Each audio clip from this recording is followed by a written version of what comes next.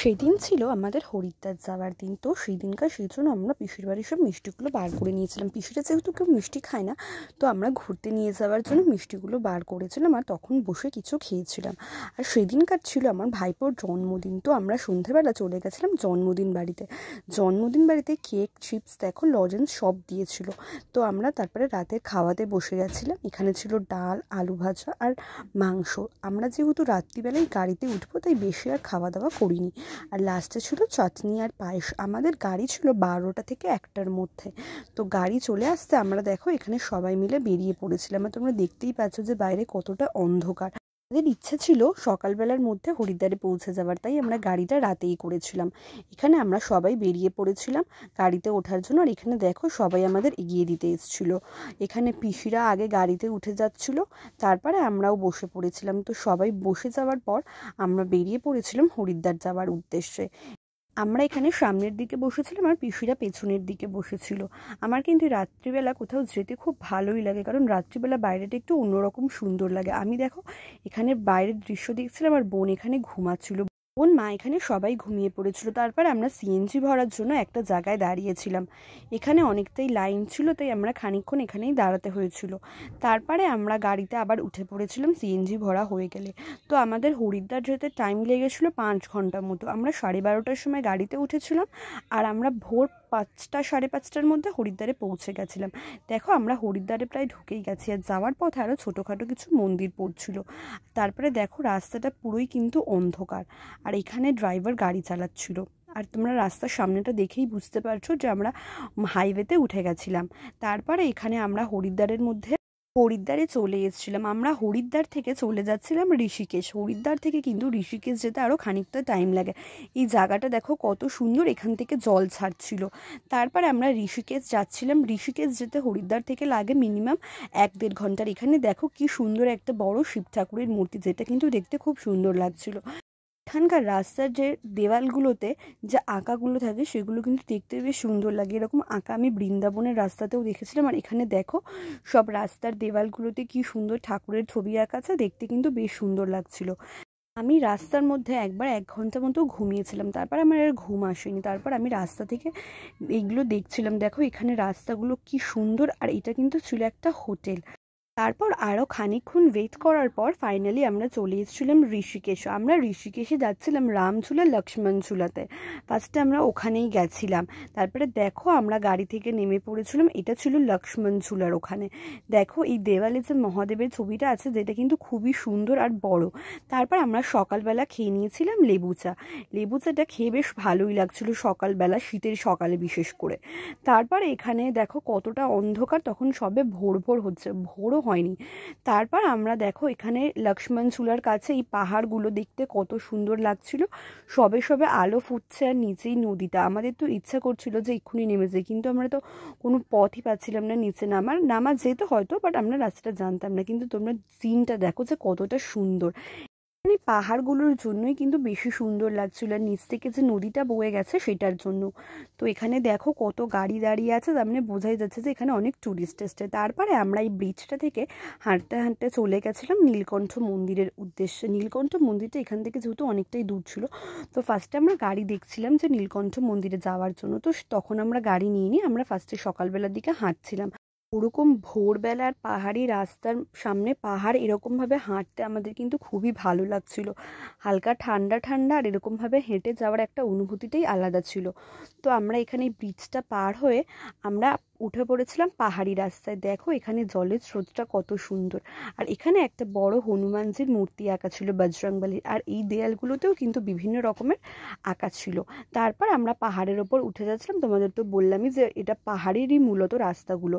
তো আমরা উঁচু পাহাড়ে উঠে যাচ্ছিলাম। তারপরে আমরা উঠে গিয়েছিলাম যে কোন গাড়িতে যাব। তারপরে দেখো এখানে এই নদীর জলটা কিন্তু ছোটোখাটো একটা ঝর্ণার মতোই লাগছে, যেটা দেখতে খুবই সুন্দর ছিল। জলটা ছিল খুবই ঠান্ডা। তারপরে এখানে দেখো গাছগুলো কত সুন্দর লাগছে। এটা দেখে কিন্তু পাহাড়েরই ফিল আসছে, যদিও এটা পাহাড়, বাট ছোটোখাটো পাহাড়ের কিন্তু ভালোই ফিল আসছিল। তারপরে আমরা আরেকটু হেঁটে চলে যাচ্ছিলাম গাড়ি খুঁজতে, কিন্তু গাড়ি ঠিকঠাক রেটের মধ্যে আমরা পাচ্ছিলাম না। তারপরে এখানে দেখো চলে গেছিলাম একটা আশ্রমের মধ্যে। এটা আশ্রম আর হোটেল টাইপের, মানে এখানে লোকজনও থাকে, হয়তো হোটেল কি আশ্রম আমরা ঠিক বলতে পারবো না, বাট এই জায়গাটা ছিল খুব সুন্দর। এখানে দেখো এগুলো বসার জায়গা বা খাবার জায়গা ছিল, আর এখানে ভেতরটা ছিল বাগান, কি সুন্দর। আর এখানে একটা মন্দিরের ভিতরে পুজো হচ্ছিল, তো সবাই আমরা হেঁটে ঘুরে এটা দেখছিলাম। তারপরে দেখো এটা ছিল ঋষিকেশের মন্দির, আশেপাশে কয়েকটা, দেখতে কিন্তু জায়গাটা খুবই সুন্দর ছিল। তারপর সামনের দিকে হেঁটে গিয়ে আমরা এই মন্দিরটাতে গেছিলাম। এই ভদ্রলোক ইনি আমাদের বলছিল যে এই মন্দিরটাতে আসো, এই মন্দিরটা সিদ্ধ মন্দির বা এরকম কিছু একটা, মন্দিরটার ভেতরে ছিল শিব ঠাকুর। তারপরে আমরা আবার আর একটা ব্রিজ থেকে চলে যাচ্ছিলাম গাড়ি ঠিক করতে, কারণ তখন আমাদের গাড়ি ঠিক করা হয়নি। তারপরে আমাদের গাড়ি ঠিক হয়ে যেতে আমরা উঠে পড়ছিলাম গাড়িতে যাওয়ার জন্য। তারপরে ফাইনালি আমরা গাড়ি ঠিক করে গাড়িতে বসে পড়েছিলাম। গাড়িতে আমাদের নিয়েছিল এক একজনের 220 টাকা করে। ফার্স্টে এক জায়গায় বলছিল যে 200 টাকা করে, কিন্তু সেখানে অন্যদের সাথে আমাদের যেতে হতো, তো সেটাতে আমরা যাইনি। আমরা আমাদের বাড়ির লোকরা একটা গাড়ি করে গেছিলাম। তারপরে এখানে পাহাড়ি রাস্তার দৃশ্য দেখতে দেখতে আমরা যাচ্ছিলাম নীলকণ্ঠ মন্দিরে, যেটা একদম ছিল পাহাড়ের ওপরে। ওই নীলকণ্ঠ মন্দিরে যেতে আমাদের লেগেছিল মিনিমাম গাড়িতে যাওয়ার সময় 1 ঘন্টা মতো। দেখো এখানে পাহাড়ি রাস্তাটা কিন্তু খুব সুন্দর লাগছে। আমরা কিন্তু পাহাড়ের অনেকটা উপরেই চলে এসেছিলাম, যেটা তোমরা দেখেই বুঝতে পারছো। এখান থেকে সকালবেলা সব থেকে সুন্দর দৃশ্য ছিল শুধুমাত্র এই পাহাড়টাই, যেটা দেখতে সত্যি অসম্ভব সুন্দর লাগছিল। আর মাঝে মাঝে পড়ছিল কিছু হনুমান। আমরা আগে বৃন্দাবনের বাদর দেখেছিলাম, বাট হনুমান অতটা আমাদের চোখে পড়েনি। এখান থেকে দেখো আমি একটু জানলা থেকে মুখ বার করে ফটো ভিডিও করছিলাম। তারপরে আমরা আরও পাহাড়ে দেখতে দেখতে যাচ্ছিলাম, যেটা খুবই ভালো লাগছিল।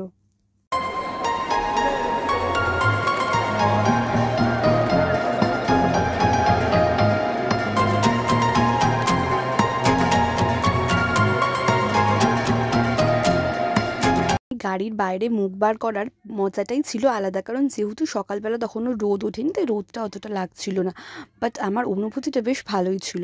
তারপরে এখানে দেখো জঙ্গলের মধ্যিখান থেকে ছোট ছোট জল বয়ে যাচ্ছিল, যেটা দেখতে তো আরও সুন্দর লাগছিল। আমরা কয়েকটা জায়গায় এরকম দেখেছি, বাট ভিডিওটা নেওয়ার সময় হয়নি ঠিক মতো। তারপরে এখানে আমরা আস্তে আস্তে আরও পাহাড়ের ওপরে উঠে যাচ্ছিলাম। যত ওপরে উঠছিলাম পাহাড়টা যেন আরও সুন্দর লাগছিল, আর নিচের মানুষজন ঘরবাড়ি তত আরও ছোট হয়ে যাচ্ছিল। তোমরা দেখো এখানে দৃশ্যগুলো কত সুন্দর।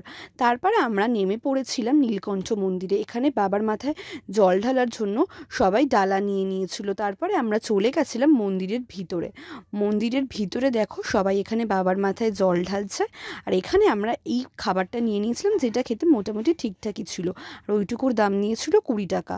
এটা হচ্ছে সেই ফল নাকি একটা মূল বলেছিল। তারপরে আমরা গাড়িতে এসে খেয়ে নিয়েছিলাম রুটি আর কলা, যেগুলো আমরা বাড়ি থেকেই কিনে নিয়ে এসেছিলাম। তারপর আমরা হরিদ্বারে এসে মাছ দেখার জন্য আমরা এখানে এই আটার গোল্লাগুলো কিনে নিয়েছিলাম। এখানে এই আটার গোল্লা কিন্তু খুব বিক্রি হচ্ছিল, বাট আমাদের ব্যাড লাক, আমরা এতগুলো আটার গোল্লা দিয়েও আমরা মাছ দেখতে পাইনি। দেখো তোমরা দেখতেই পাচ্ছ যে আমরা আটার গোল্লাগুলো দিয়ে দিচ্ছিলাম। তারপরে আমরা যেই টাইমে স্নান করতে গেছিলাম সেই টাইমে কিন্তু এখানে জল ছিল না, বাট আমাদের এই টাইমে স্নান করতে হতো, কারণ যেহেতু আমাদের একদিনেই ফিরে আসতে হবে, সেই জন্য দেখো এখানে আমি স্নান করে নিচ্ছিলাম।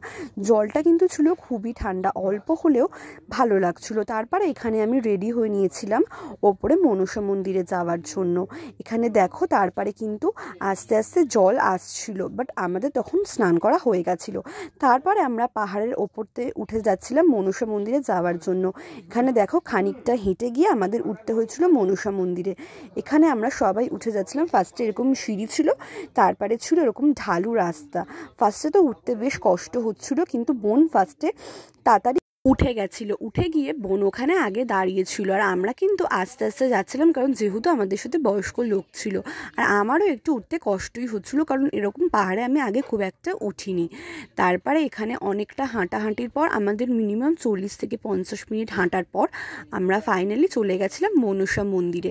এটা মনসা মন্দিরের আমরা সামনেই চলে এসেছিলাম। তারপরে এই হচ্ছে একটা হরিদ্বারের হিডেন জেম, সেটা হচ্ছে দাদা বৌদির হোটেল। এখানে কিন্তু খাবার দাবার খুবই ভালো ছিল। ফার্স্টে দিয়েছিল বেগুনি, লঙ্কা, লেবুর ডাল, এঁচোড়ের তরকারি, আলু বেগুনের তরকারি, চাটনি, পাঁপড়, আর দাম ছিল মাত্র 80 টাকা। তারপরে আমরা ফেরার পথে দেখো জল কিন্তু খুব ভরে গেছিলো, আর স্রোতও ছিল সেরকম। তখন আমাদের সবার মনে হচ্ছিলো যে আরেকবার করে স্নান করে নিলে ভালো হয়। তারপরে রাতে মারা আরতি দেখতে গেছিলো। তারপর আমরা বাড়ি চলে এসেছিলাম। ভিডিওটা ভালো লাগলে লাইক আর সাবস্ক্রাইব করে দিও।